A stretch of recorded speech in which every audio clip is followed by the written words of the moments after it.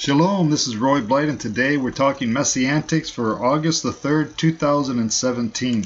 And today I wanted to talk about a little bit about Bible prophecy, and that we're all around us. Things can change from day to day, any day. We're living in a day where the upheaval in our world is immense. We don't feel it so much in this country because all we see is talk, and we don't know what's true in the media. We don't know what's coming down. We don't know who's right, who's wrong, who's correct. But we do know this, that life and death are about us every day. Every day your life could be taken from you, and every day my life could be taken from me, and eternity awaits us. Once you're outside of this body, you're going to walk right into eternity. Your spirit that is within you is going to live forever. The question is, where is it going to live? And we want to look at this today, and I want to look at a verse or two from the prophet Isaiah, and I want to look at this prophecy about what it's going to be like in the future for us. And this is what the Lord spoke through the prophet Isaiah in chapter 60, verse 11. Therefore your gates shall be open continually. It's talking about the New Jerusalem here. And they shall not be shut day or night, that men may bring to you the wealth of the Gentiles. All the nations are going to pay homage in the future to Yeshua HaMashiach, Jesus, the Jewish Messiah, in Jerusalem, in the New Jerusalem. All the nations of the world are going to realize that He is their sustenance, He is their source, He's the source for everything, and the Jewish nation is sitting right in the middle of this. Those that trust the Lord and those that convert to the Lord in the days of trouble ahead are going to come, and they're going to realize exactly who He is. He is the King of Kings, and He is the Lord of Lords. Then it says, for the nation and kingdom which will not serve you shall perish, and those nations shall be utterly ruined. That's an eternal truth. Any nation that does not come and serve the Lord will die, will perish. And that goes for you as a nation, that goes for the world today as a nation, and that goes for you as an individual as well. If you reject the Lord, there is nothing but eternal damnation there waiting for you. The only thing that will save you is the blood shed on the cross by Yeshua HaMashiach, and that blood is what gives you eternity. Either you believe that or you don't believe that. And the Lord wants you today to come to Him. It's not His will that anyone should perish. The lake of fire, hell, was made for the devil and his angels. And that's who it was precisely made for. And those who reject Him, they reject the only way out. The whole world is under the judgment hand of God.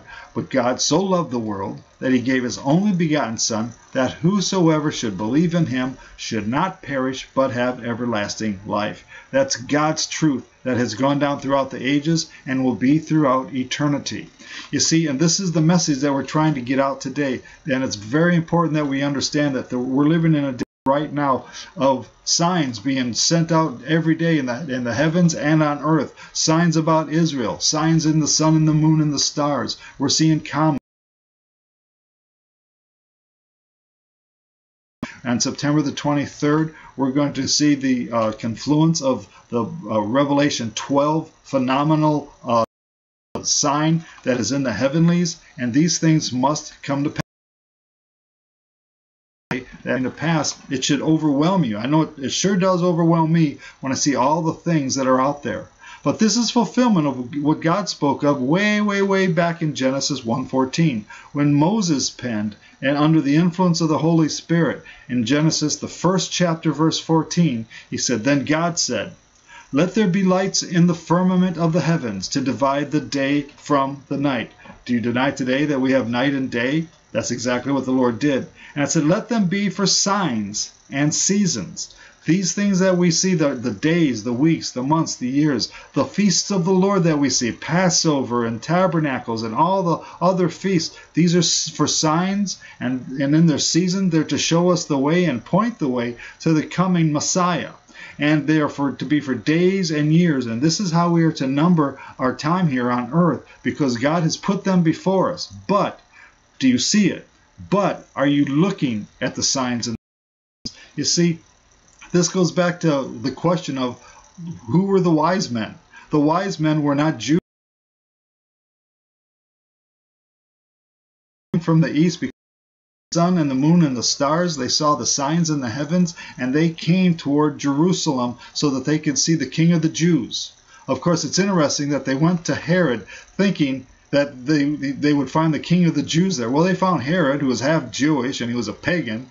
And all of a sudden, Herod saw the handwriting on the wall that, whoa, maybe there was somebody that was born here. That's who they're looking for, because they asked, where is he, the king of the Jews, that we may worship him? They knew that he had been born, and they told King Herod that.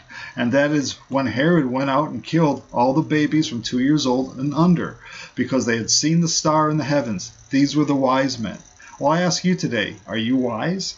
You need to pray that the Lord will give you wisdom. The Bible tells you that God will give you wisdom if you'll only ask for it. And I ask for you today, have you asked the Lord for his wisdom?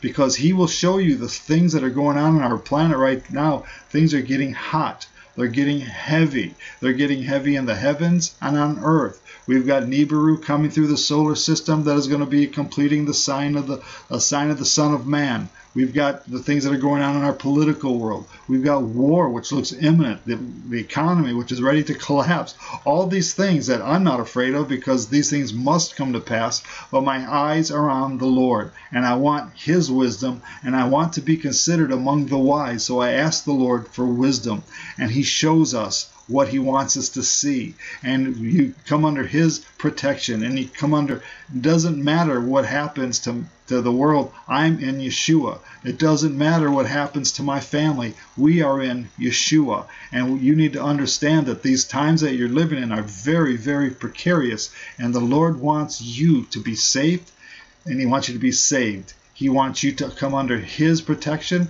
and he wants you to know that he loves you.